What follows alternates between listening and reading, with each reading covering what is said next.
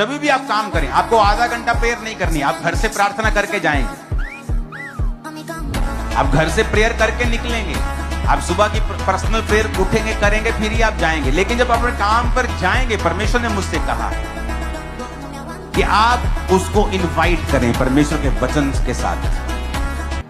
सुनो मेरी बात, मान लीजिए मैं एक कंप्यूटर इंजीनियर हूं और मैं अपनी कंपनी में गया हूं और मैं अपने डेस्क के सामने बैठा हूं, तो अपना काम शुरू करने से पहले मैं अपने दोनों हाथों को उठाऊंगा और प्रभु से कहूंगा, प्रभु तूने कहा है तू मेरे हाथों के कामों के ऊपर बरकत देगा। और रोज आप, ये 1 सेकंड की प्रार्थना होगी, 2 सेकंड की, ये आधे घंटे वाली प्रार्थना नहीं है। सम टाइम जब आप कई बार अपने बिजनेस में बैठे हैं और आप ऐसे 15 मिनट प्रार्थना करते रहेंगे, आप दूसरे लोगों के लिए मूर्ख ठहरेंगे और आप अपने परमेश्वर के नाम को ऊंचा नहीं कर रहे हो, बल्कि अपने आप को एक पागल दर्शा रहे हो कि आप एक मेंटल इंसान है, आपको अकल नहीं। क्योंकि प्रार्थना करने का समय घर पे है, आप घर करें प्रार्थना, लेकिन जब आप अपने काम पर जाएंगे, आप 5-10 सेकंड के लिए अपने हाथों को उठाएंगे और प्रभु से कहेंगे, प्रभु तूने कहा है तू मेरे हाथों के कामों के ऊपर बरकत देगा। ये वचन आप इसे पढ़ेंगे कि समय पर मेघ बरसाने का मतलब है, तब लोगों का काम सिर्फ खेती होता था और कोई बिजनेस नहीं था।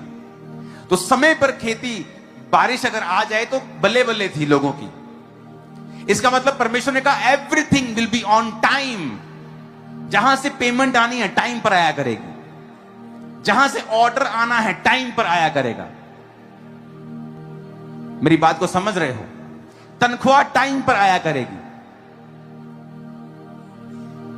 परमेश्वर ने कहा ऐसा होगा जब आप अपने काम पर, चाहे वो छोटा काम है चाहे बड़ा काम है, चाहे रिक्शा चलाते हैं चाहे जहाज चलाते हैं, यहां एयर इंडिया के पायलट्स भी आते हैं, चर्च के मेंबर्स हैं, यहां ऑटो वाले भाई भी आते हैं, दोनों परमेश्वर के लिए समान हैं अगर आप वचन बोलेंगे तो। कि परमेश्वर,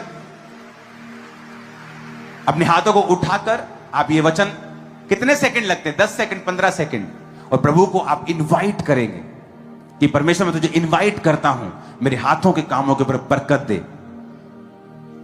करना स्टार्ट कर देना। 27 चढ़ते चढ़ते आपकी लाइफ चेंज हो चुकी होगी। गैर भाषाओं से आप भर चुके हैं, हाथों को हिलाओ जो गैर भाषा